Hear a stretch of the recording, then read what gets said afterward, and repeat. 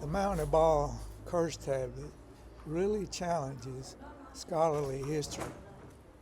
Those alleging that they have refuted those claims overstate their case.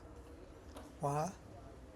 None satisfy an appropriate objective standard for that position. Hello, I am Ernie Valerie, a mostly retired Louisiana attorney living in South Coast, Massachusetts.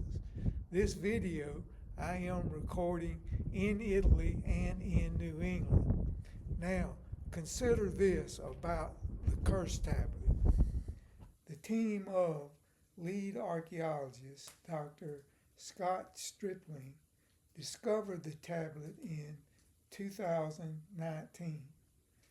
Afterwards, they published spectacular claims. These you can read free online at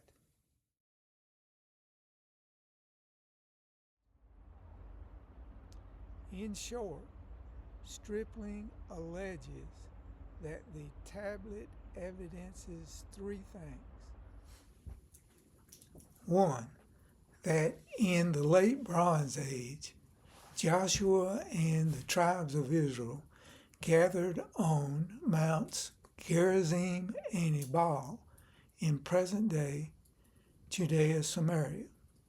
Two, that there they conducted a peculiar sacrificial ceremony memorialized in Deuteronomy and the book of Joshua. And three, that Joshua, as Moses before him, possessed the literary acumen necessary for writing ancient biblical texts.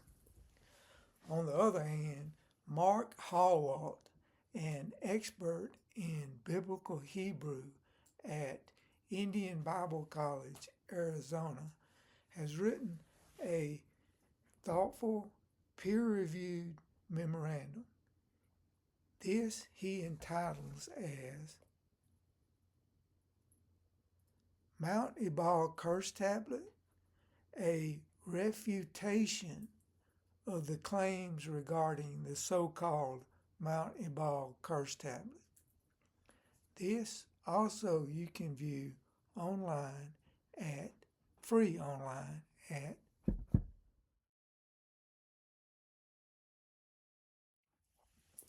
In it, Hallwalt argues against Stripling's claims.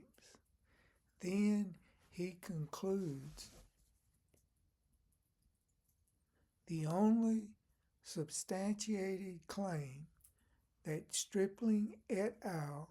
Can make at this time is that they have found a very old, small piece of folded lead on Mount Ebal using wet sifting. In other words, there is nothing to see here.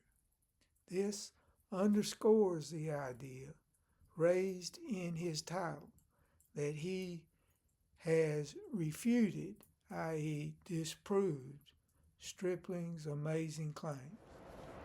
How does he arrive at his position? This he doesn't divulge. It is as if he expects us to adopt his stance simply because he says so. For me, this is unacceptable, as it also should be for you. This matter potentially modifies the context of mankind's historical reality. It could rattle worldwide sensibilities about religion, philosophy, law, politics, and more.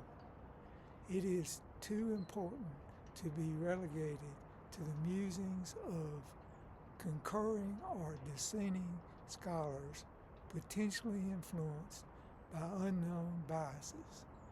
Instead, it should be evaluated against a serious objective measure. But what should that be? I propose one promulgated by the United States Supreme Court for summary judgments. This legal situation mirrors substantially the academic and scientific one presented here. It should thus apply aptly for the Curse Tablet.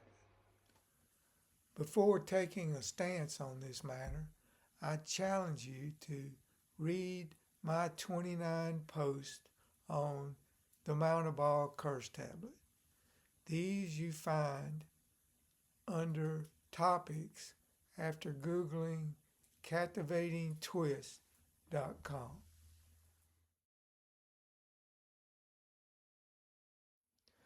Do not be intimidated by the number of posts. Many are little more than a page, few more than 4. These posts review the tablet's history, its tomographic scans, Howard's arguments, and my conclusion pursuant to a summary judgment like standard. Read all to fully appreciate my declaration at the beginning of this video. I have indeed determined that the Curse Tablet continues to challenge world history. Yes, Howard has pushed back on some of Stripling's claims, yet at this point he has failed to disprove them. By extension, too, the same applies also to other dissenting scholars. Why? To date, their main arguments, Howard's memorandum largely incorporates. These other scholars include Professor Christopher Ralston, Dr. Robert Cargill, Dr. Aaron Mayer, Dr. Keith Davis, and Dan McClellan. Let me know your response. Comment at my website. With you, robust dialogue I cheerfully anticipate. Until then, ciao.